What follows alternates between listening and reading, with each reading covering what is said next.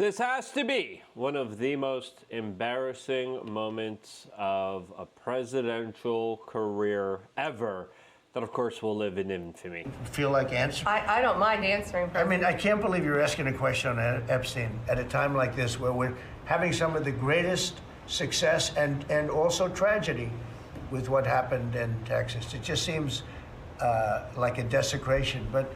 Is it? As the thousands of children hurt here have something else to say. All of this while, of course, there's some very interesting takes on the internet here from some of my friends that I absolutely disagree with. As, of course, Tim Pool, Charlie Kirk, Alex Jones are all saying some very weird things about this entire case and scenario that I find absolutely wrong.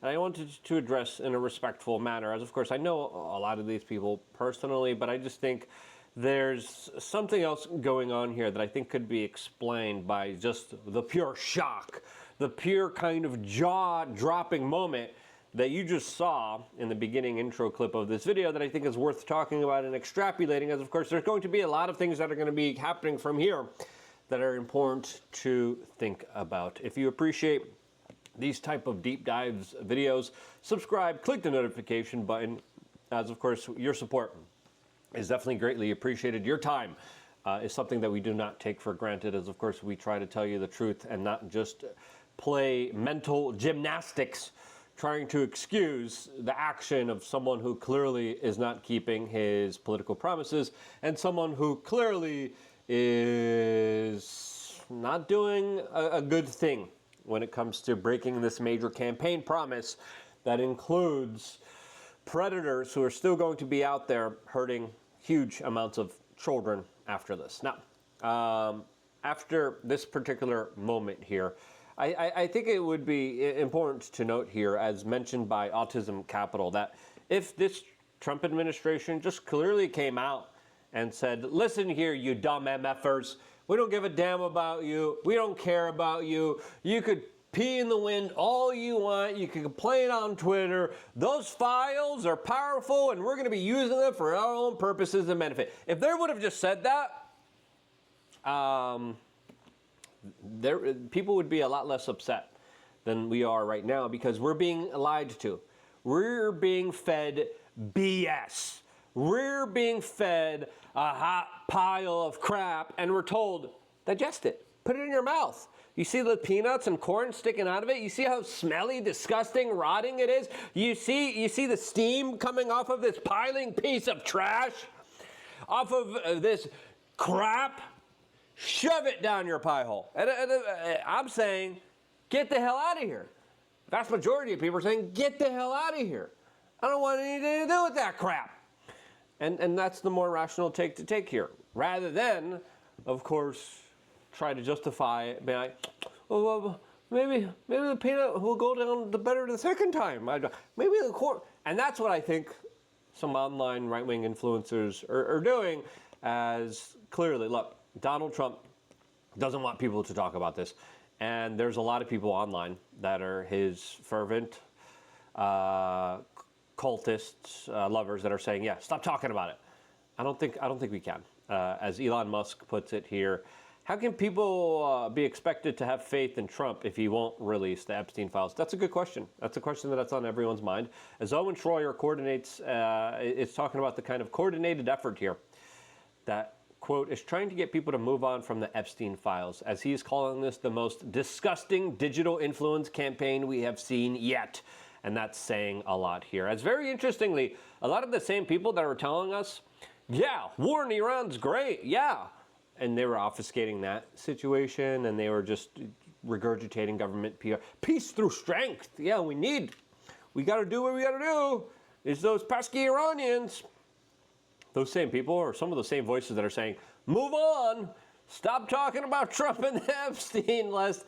As there has to be a level of just bottom feeding, that's next level type of stuff, that loves the crap, that loves that peanutty corn, dark, multi-brown colored slop. And they live off of it. They feed off of it because they get a couple shekels. They get a couple dollars. And they're like, oh, yeah. enjoy it, and then they regurgitate it back to people. As right now, there's an online internet campaign meant to shill, meant to push and propagate an effort that's trying to protect child predators out there. And there's a lot of crazy individuals like this guy who probably just is doing it for attention. As he's saying, are you still talking about the Epstein stuff with all the stuff you have going on? And he says, this is my vibe right now. Really? Are you freaking kidding me here? As he is on a tear right now, saying, get over it. Stop talking about it. Well, you know, as the former Vice President of the United States previously said before, I don't think we should. I don't think we should forget about it. There's still a lot of things to bring up. I'm going to bring up this clip from Alex Jones, which I kind of found a little disappointing. We'll play another clip from Tim Pool, which I also found kind of disappointing, and this take from Charlie Kirk here, which is part of this larger kind of obfuscation effort that really is failing. A lot of these people now, a lot of these like paid grifters, they're now saying they're tapping out themselves because the layer of crap is just going to the roof. Now, before talking about that, you know, one thing that isn't crap, you know, one thing that isn't peanutty, corn, brown slop, wet, just juicy crap. You know what is it? We are Change.shop, where you can get a lot of our products. A lot of our products are selling out pretty quickly, pretty fast. We have a lot of really awesome products available to you. One of the best ones that I am most proud of that I brought here on my particular trip is creatine. I really like creatine.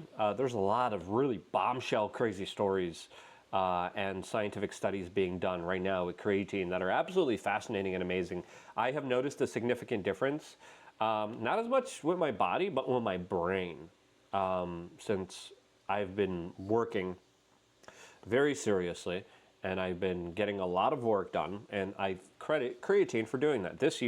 Last year, IRS took everything from me, and I'm like, I got to start working harder.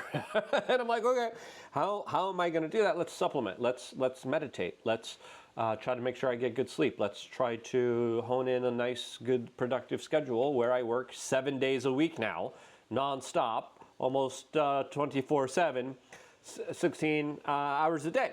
How am I able to do that? I'm able to do that. I'm able to work 16 hours a day because of creatine. Maybe it's not the healthiest thing. I'm going to crash out soon anyway, but before I crash out, I'm giving it my all. And if you like what I'm doing, help yourself and help me by getting some creatine. This is great for women too. There was a recent study talking about how the overall health of women's ovaries were significantly helped through creatine. So go check them out. Go do your own research. Go do your own homework. You get 2 months of a supply for creatine for $53. You get 10% off if you subscribe. I recommend subscribing. It's really great stuff. I give it to all the women in my life. I'm like, hey, have you thought about doing some creatine? And like, no, I don't want to bulk up. I'm like, you're not. Especially if you do just a little bit of working out here. People should work out. Not enough people work out here. We are Change.shop. The link is down in the description below. Click it right now. Get yourself some creatine. And then tell me, how have you felt after taking the creatine here? And take it for a little bit, and there's going to be surprising results here. Now, J.D. Vance in 2021 said this: remember when we learned that our wealthiest and most powerful people were connected to a guy who ran literally a child trafficking ring? Yeah. And then that guy just died mysteriously in a jail, and now we just don't talk about it. As now we're being told, don't talk about it. Yeah, I remember that. Now there's other people that are just more overt about it, but then there's this level of spin that I find disheartening, because and I'll explain why this happens. Listen, there's sinister paid off bots. There's government-controlled assets. There's people that are just being paid to be shills. I don't think Alex Jones is any of these people. I think he's a real one, and I like Alex Jones, and I've been friends with him for over 20 years, and I have the utmost respect for the pathway that he paved for independent journalism and media. I've disagreed with him on certain issues. We had a fight, didn't talk for 10 years, but we're friends now. And I deeply have a lot of love and respect for him. But when it comes to this particular case here, what he just said now, and I just checked in, I was like, is he continuing to say that? He's not. But earlier on, he says that he believes Trump is using the Epstein files to, quote, blackmail the deep state to surrender. Not after these latest statements. That definitely does not look like the case here. Here was his kind of mental gymnastics trying to explain it, which Judge Joe Brown. And now I suddenly see this deep state more and more rolling over. People say, well, that's very immoral to do. The argument. Now, is the deep state rolling over? I don't think it is. I think we are rearming Ukraine. We're bombing Iran. We're getting ready for another military offensive inside of the Middle East. We are passing bills for the lobbyists and the special interest groups that just raise the deficit to trillions of dollars. Listen, I like the optimism. But let's be real with ourselves here, especially with what has been happening here with no justice for the coup years, no peace in Ukraine and in Gaza, no cutting of the spending, the raising of the debt ceiling. Let's just be honest with ourselves here now, especially now with the talks of like permit papers and amnesty. The globalists aren't on the run. The intel agencies aren't on the run. They're getting everything that they ever wanted. Would be it's too damaging to bring this back and bring down the whole government. I'm not endorsing that, but the best approximation I've got is they get the files, they raid the FBI. The FBI raids the FBI 5 months ago. The FBI raids the FBI.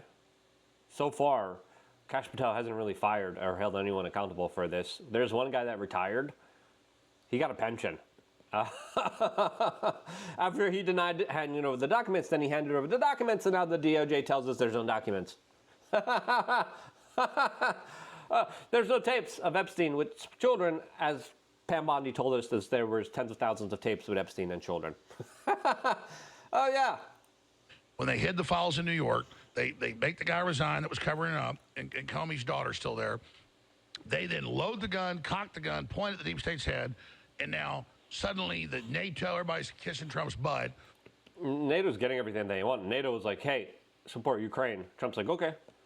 And peak headsets like sitting there like, what? We're arming Ukraine again? Again? It looks like Trump is now in control of the file, and obviously. Now that's one thing I agree with, Alex. Trump is in control of the files. Trump's the one making the decision, saying, no, we're not talking about this. No. No justice here. They're not going to read in the FBI. It's the CIA and Ratcliffe doing it. The best approximation I've got, and it is speculation, but I got a lot of points, is that Trump has decided to just use the file against them. What do you think, Judge? Use the file against them? No. I think the clear assessment here, and again, he says he was speculating, so, give credence where credence is due. You're speculating. But I think it's more clear. He's not using it as the deep state. He's using it for himself, or it's being used against him. I think that's more of a fair guesstimation. But again, all we're left to do here is guessing. That's all we get to do. That's all we get to do. All we have to do is guess now, because guess what? The government won't give us any bits of information. And here, Judge Joe Brown was like, oh, 100%. I think you're right on point with that. I think a great deal of what happened with Smith and Millargo when the FBI raided it some years ago, and this thing that... Yeah, this sounds very convenient, so I don't have to criticize Trump, so I don't lose subscribers here. As there's a fake Patrick and David commentary that's also kind of regurgitating. I don't know if they're doing this sarcastically or not, but they retweeted Charlie Kirk saying, yep, oh yeah, we gotta do this. And then they're reiterating the same lines. Charlie Kirk, during this key moment in time, is telling the conservative movement needs to focus more time and energy to focus on how Islam is rapidly taking over the West. How about those Epstein predators taking over the West and hijacking our government and calling the shots here and getting away with a lot of really horrible stuff here? We have Brianna Morello. I like Brianna, but again, I think a lot of these people are just coping. She says, the previous regime should destroy the Epstein files, mark my words. Then why didn't Trump say that? Why didn't Pam Bondi say that? Why did they say that they have the files? They said they have the files. They said it was my goodness. We have the Attorney General of New Jersey Like, we got it. It's a big bombshell. Oh, they're on my desk. The Epstein client is on my desk. Tens of thousands of videos Epstein with children. We got them. It's gonna be bombshells. And now you're telling me that the Trump administration that said that they had the files just never did because they were destroyed. But now, why did they claim that they did have them? Cat Turd, again, joining Brandon Morello here, saying, if you listen to our podcast, I said many times, Christopher Wray is in charge. And again, really? Blame it all on Christopher Wray here, really? That's so convenient here.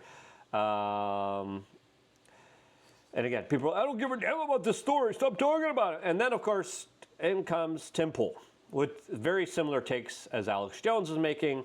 Again, I don't think Tim is bought off. I don't think he's paid for. I think he's genuine. I've been working with him for a very long time, just like Alex Jones. I have a lot of respect for him. But I believe he is absolutely wrong here, as the quartering here says that this is verifiably false here, as he came out on Timcast last night and said this. Cash and Dan are being largely discredited as well as Pam Bondi. So I have no idea what this is or what's really going on. I do.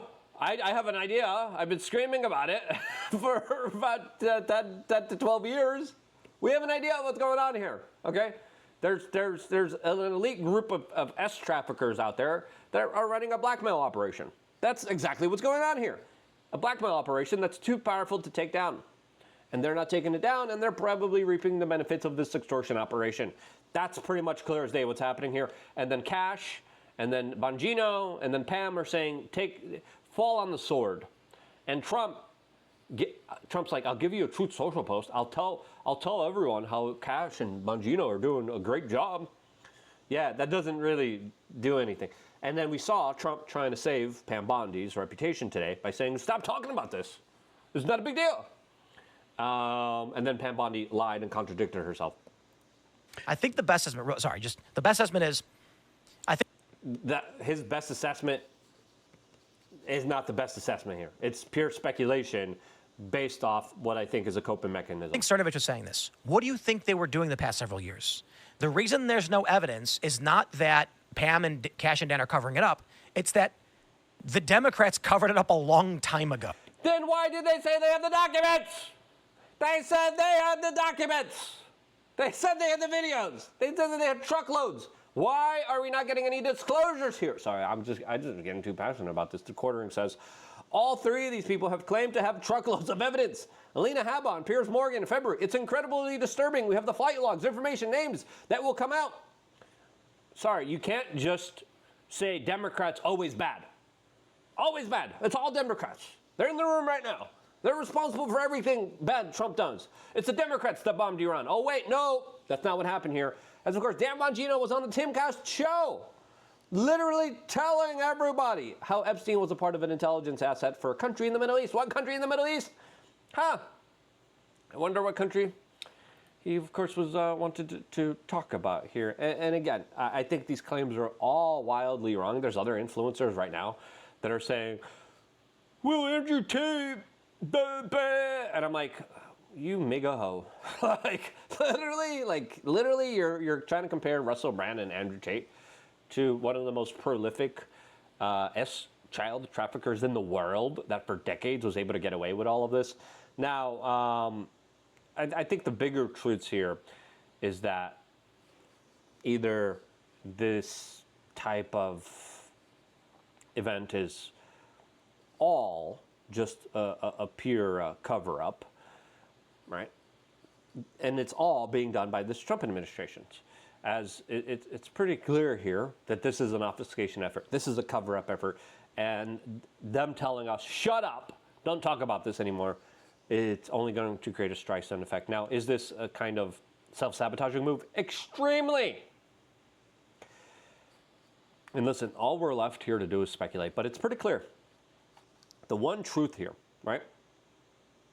The one big truth here is that this administration is a part of it. And this administration is covering up, and this administration is preventing prolific child predators from being held accountable for their actions, and they're still allowing them to continue their actions hurting small children that they're going to do all over the world right now. And they're signaling to them, yeah, we'll let you get away. Now, whether this is as a way to, quote, save the economy, or save some kind of financial interest here because these people were very powerful with what they did. I don't buy that justification at all, because if you're going to be destroyed by being a predator on children, you deserve to be destroyed. I don't care how many companies or what company you have. Okay, let's just be honest with ourselves here.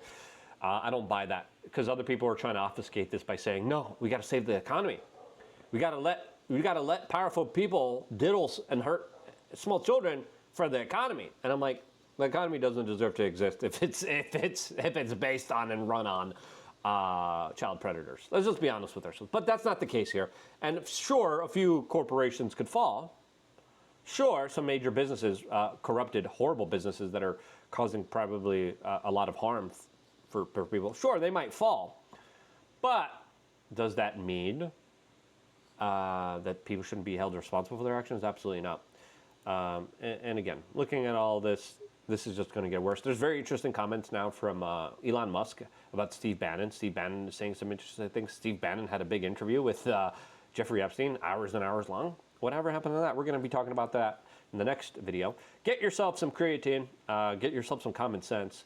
Get yourself some self-respect here. And again, absolutely disagree with Charlie Kirk, Alex Jones, Tim Pool on their first and original kind of assessments here. I think a lot of people want Trump to do the right thing here, to the point where it's kind of detrimental to their kind of takes here on this personal situation. And sadly, emotions have, and the investment has, and some of the audience hijacking has blurred the lines for these great people that I highly respect. That's just my own personal perspective. As soon as this happened, automatically I was like, yeah, Trump's calling the shots here. People are like, no, wait, no, I can't.